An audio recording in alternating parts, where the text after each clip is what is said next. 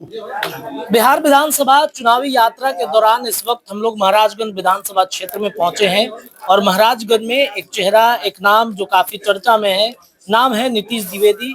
VIP party में है ये, मुकेश सहनी के हनुमान को कहा जाता है। इसके अलावा नीतीश कुमार एक बिहार में जो बिहार चला रहे हैं पिछले 20 वर्षों से, और दूसरे नीतीश महाराजगंज में है जो महाराजगंज को बदलने का संकल्प लिया है।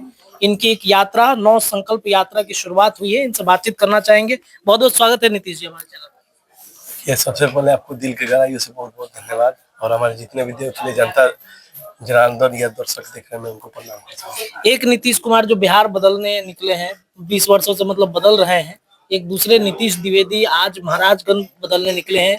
9 संकल्प यात्रा की शुरुआत हुई है। क्या है ये यात्रा? वो भी कोई यात्रा में निकले हैं क्या? अभी बिहार बदलाव यात्रा और पता नहीं कौन कौन सी यात्रा करते रहते हैं। हम तो नहीं देख रहे हैं कि कुछ में निकले हैं। अभी तो हम लिख रहे हैं, ये बात हमको मालूम है, लेकिन हमको नहीं मालूम है कि वो कोई यात्रा में निकले हैं। निकले होंगे पहले, क्योंकि भाई वो मुख्यमंत्री हैं तो कुछ भी कर सकते हैं, निकले होंगे। हाँ। ये 9 संकल्प यात्रा क्या है? क्या नया संकल्प ले रहे हैं? क्या बदलाव आप करेंगे? देखिए, ये यात्रा का नाम है नवनिर्माण यात्रा। ये कोई साधारण यात्रा नहीं है। ये यात्रा ऐसा है कि आज से 10 दिन तक मैं अपना देवतुल्य जनता का जो है वहां सोऊंगा। जहाँ जगह मिलेगा वहां सो जाऊंगा, चाहे वो पेड़ रहेगा, चाहे स्कूल रहेगा, चाहे पंचायत हो। जहाँ जगह मिलेगा वहां बैठ के खा लूंगा, जो मिलेगा वो खाएंगे। एक अपने आवाम के लिए एक आम जिंदगी जीना चाहते हैं इस 10 दिन में। जी, मतलब उनकी समस्या को सुनेंगे, उनके बीच रहेंगे, रात दिन समय उनको देना है। बिल्कुल, क्यों नहीं। मैं सोचिए कि यार 10 दिन ठीक है, उनके बीच रहेंगे। अब 10 साल 10 वर्ष से रह रहे हैं, 100 वर्ष से रह रहे हैं, वो लोग कैसा रहता होगा। आखिर में जब तक हम ये चीज देखेंगे नहीं, जानेंगे नहीं, समझेंगे नहीं, तो फिर हम मुझे पता कैसे चलेगा कि फलाना पंचायत के फलाना गांव में क्या हुआ है और क्या करना है। तो यही सब मैं देखना चाहता हूँ। एक यात्रा तो आपने पूर्ण कर लिया है, तो उस यात्रा में क्या कमी दिखी कि इस यात्रा को करना पड़ा, उनकी समस्या को और निदान करने का मौका आपको मिला? नहीं, देखिए, मेरे महाराजगंज में यात्रा तो आज लगभग 1644 दिन से चल रहा है। महाराजगंज में मेरा यात्रा 1644 दिन से चल रहा है। मैं आज से नहीं, 2021 से ही मेरा यात्रा चल रहा है। उस यात्रा में मैं बहुत कुछ यात्रा किया। अभी बीच में आप 1 जून से देखिएगा, 15 जून तक मैं जन आशीर्वाद यात्रा किया, जिसमें 30 सभाएं की और 1 लाख से अधिक लोगों से मैं रूबरू हुआ, मिला, मैं अपना विचार बताया, उन लोगों का विचार सुना। लेकिन मुझे लगा कि इससे काम नहीं चलेगा, और मुझे जमीन तक जाना चाहिए और कुछ भी जानना चाहिए। तो ये सारी चीज समझ के बुझ के मुझे जो समझ में आया, मुझे लगा कि हाँ, क्यों नहीं ये कि जो नवनिर्माण यात्रा है इसका मैं शुरुआत करूं, और इस यात्रा में मैं अपनी जनता के घर तक जाऊं, उनका दिया हुआ जगह पे मैं सोऊं, जो मिले वो खाऊं, और जैसे मन हो इसे दिन और रात बिताऊं। महाराजगंज में आप कह रहे हैं कि 2021 से हम यात्रा कर रहे हैं, क्या कमी दिखी है महाराजगंज में आपको, और उस कमी को कैसे आप खत्म करेंगे? क्या कमी नहीं है महाराजगंज में? आप आज देख लीजिए, हर प्रकार का कमी महाराजगंज में आपको दिखेगा। चाहे आप शिक्षा का बात करिए, स्वास्थ्य का बात करिए, पलायन का बात करिए, या महाराजगंज को अच्छा शहर बनाने की बात करिए। आज देखिए, हमारे महाराजगंज से भी छोटा छोटा जगह, छोटा छोटा शहर को जिला का उपाधि मिल गया, लेकिन आज तक ले हमारे महाराजगंज को जिला का उपाधि नहीं मिला। आप अगर शिक्षा में बात किया जाए तो आप 12वीं तक यहाँ पढ़ेंगे, 12वीं के बाद आप उस शिक्षा के चक्कर में जाएंगे तो आपको यहाँ से छपरा जाना पड़ेगा, और छपरा से कितना किलोमीटर आपका आगे बढ़ेगा, जितना आप में दम है उतना बढ़ा लीजिए, लेकिन ये अंदर पीछे नहीं होगा। लेकिन महागठबंधन का सरकार बनेगा तो महाराजगंज विश्वविद्यालय भी बनेगा, महाराजगंज जिला भी बनेगा। आप अगर स्वास्थ्य का बात किया जाए तो महाराजगंज में 75 बेड का अस्पताल है, लेकिन वहां पे एक सर्जन दिखाई नहीं देंगे। लेकिन महागठबंधन का सरकार बनेगा तो मैं आपसे वादा करता हूँ कि एक नहीं, 5-5 सर्जन 10 दिन के अंदर। क्या कमी दिखी है महाराजगंज में आपको, और उस कमी को कैसे आप खत्म करेंगे? क्या कमी नहीं है महाराजगंज में? आप आज देख लीजिए, हर प्रकार का कमी महाराजगंज में आपको दिखेगा। चाहे आप शिक्षा का बात करिए, स्वास्थ्य का बात करिए, पलायन का बात करिए, या महाराजगंज को अच्छा शहर बनाने का बात करिए। आज देखिए, हमारे महाराजगंज से भी छोटा छोटा जगह, छोटा छोटा शहर को जिला का उपाधि मिल गया, लेकिन आज तक ले हमारे महाराजगंज को जिला का उपाधि नहीं मिला। आप अगर शिक्षा में बात किया जाए तो आप 12वीं तक यहाँ पढ़ेंगे, 12वीं के बाद आप उस शिक्षा के चक्कर में जाएंगे तो आपको यहाँ से छपरा जाना पड़ेगा, और छपरा से कितना किलोमीटर आपका आगे बढ़ेगा, ये जितना आप में दम है उतना बढ़ा लीजिए, लेकिन ये अंदर पीछे नहीं होगा। लेकिन महागठबंधन का सरकार बनेगा तो महाराजगंज विश्वविद्यालय भी बनेगा, महाराजगंज जिला भी बनेगा। आप अगर स्वास्थ्य का बात किया जाए तो महाराजगंज में 75 बेड का अस्पताल है, लेकिन वहां पे एक सर्जन दिखाई नहीं देंगे। लेकिन महागठबंधन का सरकार बनेगा तो मैं आपसे वादा करता हूँ कि एक नहीं 5-5 सर्जन 10 दिन के अंदर में वहां दिखाई देंगे। ये स्वास्थ्य मंत्री का गृह भी यहीं पर है, जो मंगल पांडे हैं, कुछ ही किलोमीटर पर अंदर है। तो उन्होंने क्या एक मंत्री होने के नाते, चलिए और चीज में तो नहीं, तो कम से कम स्वास्थ्य में कुछ विकास किया है क्या, पीएचसी केंद्रों से लेकर के? ये सब मुझे बोलने में, मैं अगर बोलूंगा ना हमारे देवतुल्य जनता कहेगी कि भाई विपक्षी है तो ये विपक्ष जैसा बात कर रहे हैं। आप ये चीज हमारे जितना भी जानता बैठे हैं उनसे ही सवाल करिएगा। अच्छा है, आप भी कोनो ज्यादा दूर का नहीं है, रिसौरा का है। आप ही मुझे बता दीजिए कि स्वास्थ्य मंत्री को कम से कम अपना देवतुल्य जनता के नहीं, कम से कम अपना चाचा चाची के लिए तो 2 डॉक्टर छोड़ देना चाहिए। आज अगर मान लीजिए कि मंत्री जी महोदय जी आए यहीं पे, कुछ ऐसा चीज हो जाए, भगवान न करे कुछ ऐसा हो जाए, तो वो पटना जाते जाते न जाएंगे, सिवान जाते जाते न जाएंगे, लेकिन बलिया से महाराजगंज 2 किलोमीटर में है। तो ये सब सोच के ऊपर डिपेंड करता है। अगर उनका सोच अच्छा रहता तो अच्छे नेता होते। आज वो सिर्फ मंत्री विधायक और सांसद पे रह गए हैं, नेता पे नहीं हुए। नेता होना अलग बात है, मंत्री विधायक सांसद होना अलग बात है। नव निर्माण यात्रा नीतीश द्विवेदी निकाले हैं, महाराजगंज को कैसे आप निर्माण कराइएगा, नए तरीके से कैसे निर्माण कराइएगा? जिस जड़ती माई के प्रांगण में बैठे हैं, क्या पर्यटक स्थल के रूप में ये विकसित होगा? देखिए, नए सिरे से क्या होता है, कुछ नहीं होता है। आज देखिए कि आज देश 78 साल आजाद हुए, आज भी अगर आप यहाँ पे आए हैं, आते होंगे, आपका अतिथि भी आते होंगे, अगर होटल में आप रुकवा दिए कहीं, अगर 12 बजे के बाद अगर उनको खाना मिल जाए खाने का, महाराजगंज में कोई होटल ऐसा जहाँ पे वो भरपेट भोजन कर सके, नहीं मिलेगा। अगर कोई पेशेंट गांव से आ रहा है महाराजगंज में इलाज कराने, और उसको अगर वो महाराजगंज में जा रहा है, अगर उसको पानी का जरूरत हो जाए तो आपको एक नल नहीं मिलेगा, और कहने के लिए महाराजगंज नगर पंचायत है। तो स्थिति तो ये सामने दिख रहा है, इसमें कहने का बात नहीं है। और हम अगर ज्यादा बोलेंगे तो आप कहिएगा कि आखिर में कैसा होना चाहिए, क्या होना चाहिए, तो क्यों नहीं मैं करके दिखाऊंगा, तब आप उसके बाद आके आपको नया और पुराना में आप उस समय बताइएगा कि नया क्या है और पुराना क्या था।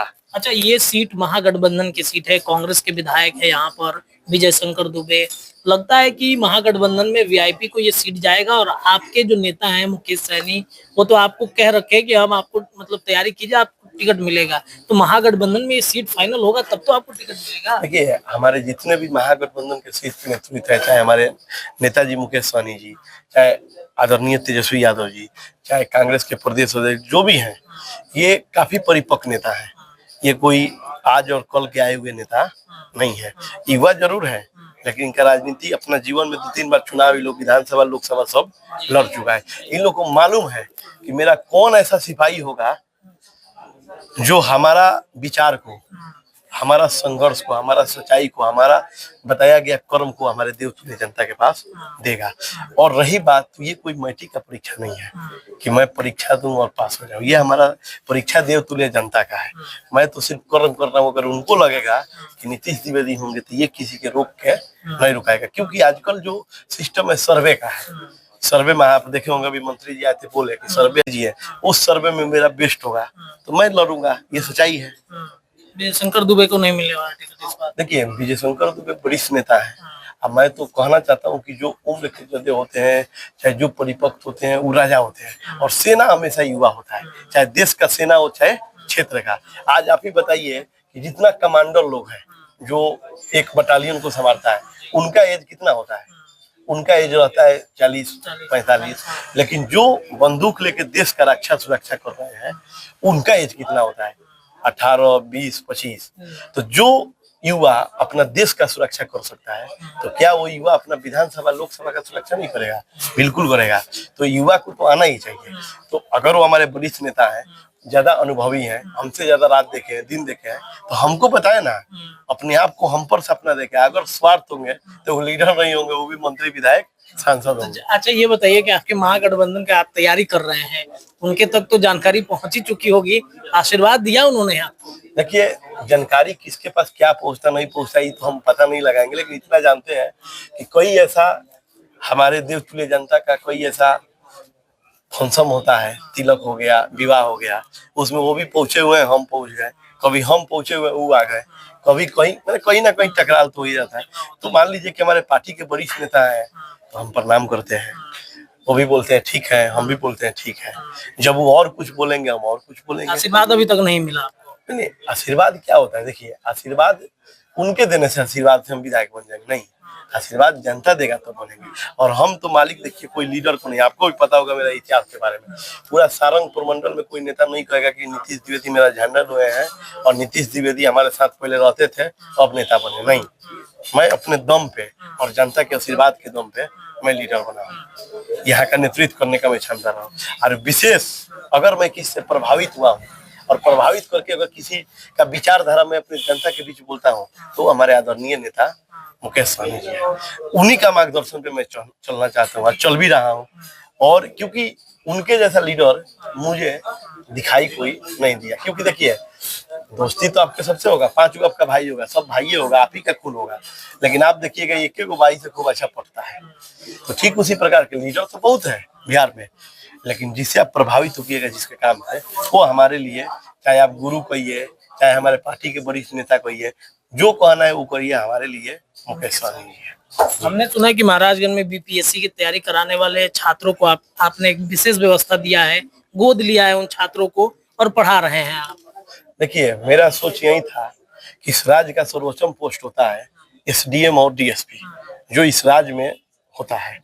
मैंने देखा कि क्यों नहीं बीपीएससी का एग्जाम हो रहा है, यहाँ के देश के जो प्रधानमंत्री जी है वो तो देशवासियों को बोलते हैं मेरे प्यारे देशवासियों, मैं अब शहर स्मार्ट नहीं होगा, वो भी लालू जी के कहने पर। लालू जी एक बार बोले थे, वो बोले थे कि शहर पूरा स्मार्ट होगा, तो बोले अरे मोदी जी शहर स्मार्ट होगा, गांव कब स्मार्ट होगा। तो देखा देखी बोले कि गांव को स्मार्ट बनाऊंगा, गांव को गोद लूंगा, उसको स्मार्ट गांव बनाऊंगा, लेकिन वो तो स्मार्ट गांव नहीं बना पाए। लेकिन मैं अपना विधानसभा में जो हमारे 500 युवा है, मैं उनको गोद लेकर शिक्षा उनको प्रदान कर रहा हूँ। अगर मेरा सिर्फ सोच यही है कि अगर कल होके हमारे ये 500 बच्चे में से 2 से 3 वो लड़का अगर अच्छा पोस्ट पा ले, अच्छा जगह पहुंच जाए, तो इससे ज्यादा खुशी की बात मेरे लिए कोई नहीं। उसी दिन मैं समझ जाऊंगा मेरा स्वार्थ जो था वो सब खत्म हो गया। हमने ये भी सुना है कि आपने कई सड़कें बनवा दी, अभी तक आप उस पद पर नहीं है, एक जिस पद पर जाकर के लोग सड़क बनवाते हैं, कई सारी व्यवस्थाएं करा देते हैं, तो इस सड़क बनवाना ये मतलब क्या है, एक सामाजिक कार्य के तहत देखिए विधायक बनने के? अगर ओरिजिनल कोई मनुष्य है वो तो सामाजिक होगा ही होगा, स्वाभाविक सा बात है। आज मान लीजिए कि ये जरती माई के प्रांगण में हम लोग इतना लोग 100, 150, 200 लोग बैठे हैं, तो ये लोग का सिर्फ एक ही मकसद है। आप माइक लेकर भी हमसे बात करने के बाद, हमारे बगल में कृष्णा जी बैठे हैं, इनसे पूछिए, ये पटना में पढ़ाई करते हैं, अभी 2-3 गो एग्जाम है परसों से इनका, लेकिन ये आपको कहाँ दिखाई दे रहे हैं। गोद लूंगा, उसको स्मार्ट गाँव बनाऊंगा, लेकिन वो तो स्मार्ट गाँव नहीं बना पाए। लेकिन मैं अपना विधानसभा में जो हमारे 500 युवा है, मैं उनको गोद लेकर शिक्षा उनको प्रदान कर रहा हूँ। अगर मेरा सिर्फ सोच यही है कि अगर कल होके हमारे ये 500 बच्चे में से 2 से 3 वो लड़का अगर अच्छा पोस्ट पा ले, अच्छा जगह पहुंच जाए, तो इससे ज्यादा खुशी की बात मेरे लिए कोई नहीं। उसी दिन मैं समझ जाऊंगा मेरा स्वार्थ जो था वो सब खत्म हो गया। हमने ये भी सुना है कि आपने कई सड़कें बनवा दी, अभी तक आप उस पद पर नहीं है, एक जिस पद पर जाकर के लोग सड़क बनवाते हैं, कई सारी व्यवस्थाएं करा देते हैं, तो इस सड़क बनवाना ये मतलब क्या है, एक सामाजिक कार्य के तहत विधायक बनने के? अगर ओरिजिनल कोई मनुष्य है वो तो सामाजिक होगा ही होगा, स्वाभाविक सा बात है। आज मान लीजिए कि ये जरती माई के प्रांगण में हम लोग इतना लोग 100, 150, 200 लोग बैठे हैं, तो ये लोग का सिर्फ एक ही मकसद है। आप माइक लेकर भी हमसे बात करने के बाद, हमारे बगल में कृष्णा जी बैठे हैं, इनसे पूछिए, ये पटना में पढ़ाई करते हैं, अभी 2-3 गो एग्जाम है परसों से इनका, लेकिन ये आपको कहाँ दिखाई दे रहे हैं।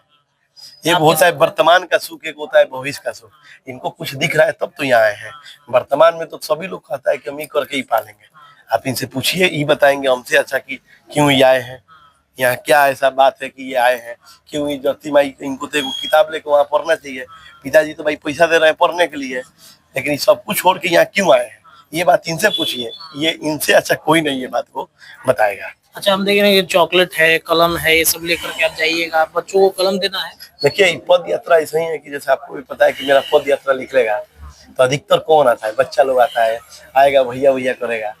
तो उस समय मान लीजिए कि हम भी जब बच्चा थे, हम भी सोचते थे कोई ऐसा चॉकलेट दे देता। जब हम पढ़ते, हमें कोई अच्छा पेन दे देता ताकि हम स्कूल में दिखाते कि देखो हमको अच्छा हमारे पास पेन है। तो क्यों नहीं ये यात्रा के तहत कम से कम और कुछ देखिए। देवतुल्य जनता से आशीर्वाद तो जरूर ले रहा हूँ, लेकिन जितना भी हमारे छोटे प्यारे प्यारे बच्चे हैं, अगर वो सबसे छोटे हैं तो उनके पिताजी भी रोज 1 रुपया देते हैं कि जाके मिठाई करा। तो आज हम भी दे दिए हैं तो वो भी कहेंगे कि नीतीश भी आए थे, उनको मिठाई दिए। जो पढ़ने वाले बच्चे जा रहे हैं उनको हम सिर्फ ये एक पेन नहीं है, आप इस पे देखिए हर पेन पे हर चीज लिखा है। पढ़ो ताकि कल को बदल सको, ज्ञान से बढ़कर कोई संपत्ति नहीं। तो ये चीज अगर वो देखेंगे तो सोचेंगे ना कि क्या लिखे हैं और क्यों लिखे हैं। आज तो कल उनको समझ में आएगा ना कि क्यों लिखे हैं।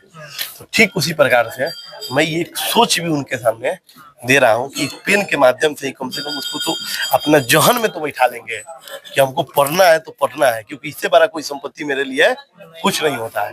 तो यही मेरा मकसद है, बाकी कुछ मेरा मकसद ऐसा नहीं है। चलिए, बहुत बहुत शुक्रिया बातचीत करने के लिए। नीतीश द्विवेदी हमारे साथ थे। महाराजगंज विधानसभा क्षेत्र में चुनावी तैयारी में है और चुनाव लड़ने से पहले इन्होंने कुछ ऐसे काम महाराजगंज में कर दिए हैं जिस वजह से चर्चा में है ये। और चुनाव लड़ना इनका मकसद नहीं, महाराजगंज को विकसित बनाना है और इसके लिए ये लड़ाई लड़ रहे हैं। फिलहाल इस खबर के लिए इतना ही। महाराजगंज से आप हमारा ये वीडियो देख रहे हैं तो वीडियो पर कमेंट कीजिए। बहुत बहुत शुक्रिया।